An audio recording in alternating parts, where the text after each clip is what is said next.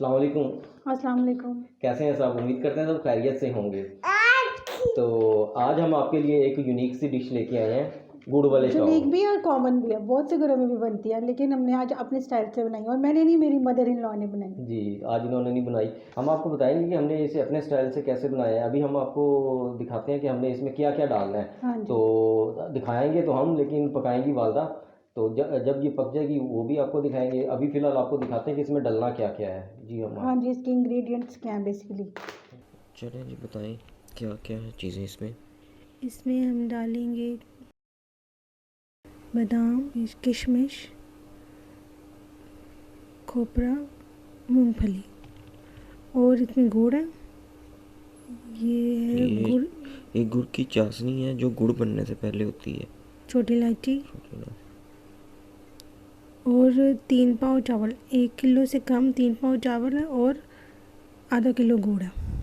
एक पतीली लें, 6 गिलास पानी लेके उसके अंदर गुड़ की चाशनी तैयार करें। उसी आधा किलो गुड़ की चाशनी तैयार करें। इस चाशनी में हाफ कप दूध डालें और उसको पकने के लिए रख दें। दूध डालने से का ये फ़ायदा है कि जो गुड़ का डार्क ब्राउन कलर है ना, वो ज़रा लाइट ब्राउन हो जाता है और वो राइस पे ज़्यादा अच्छा कलर आता है। अब चाशनी को अच्छी तरह छाननी से छान लें।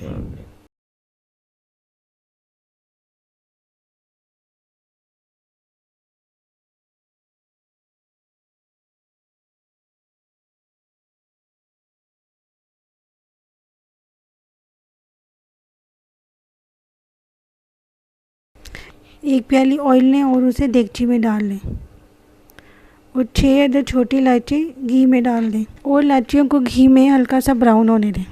जितने हमने चावल लिए हैं उससे 2 गुना आपने इसमें गुड़ की चाशनी डालनी। पानी नहीं डालना, गुड़ की चाशनी डालनी है। मिसाल के तौर पे अगर हमारे चावल 2 गिलास हैं तो हमने 4 गिलास चाशनी डालनी है। क्वांटिटी डबल कर लेनी है और चम्मच से हिलाएं और अच्छी तरह मिक्स करें। फिर इसके बाद इसमें मूंगफली डालें हस्बे जायका। उसके बाद बादाम डालें। फ्लेम को मीडियम रखें।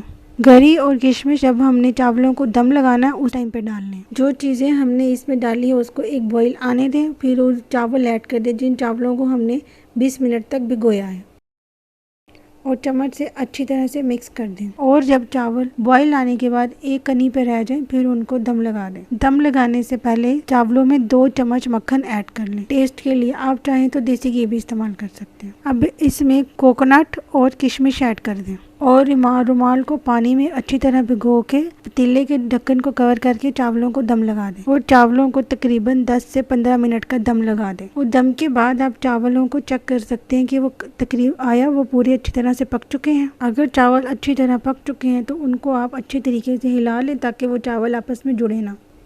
अब चावलों को डिश आउट करें और उनकी गार्निशिंग कर लें कोकोनट से या अगर कोई और आपके पास ड्राई फ्रूट्स हैं उनसे, और गरम गरम सर्व करें। मज़ेदार गुड़ वाले चावल तैयार है। जी तो वीवर, कैसा लगा आपको?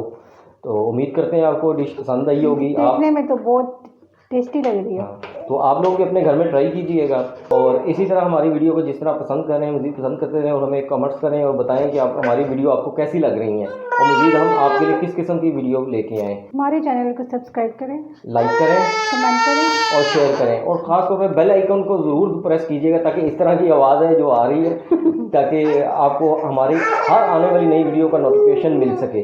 तो इस वक्त के लिए हमें इजाज़त दें। अल्लाह हाफिज़। अल्लाह हाफिज़।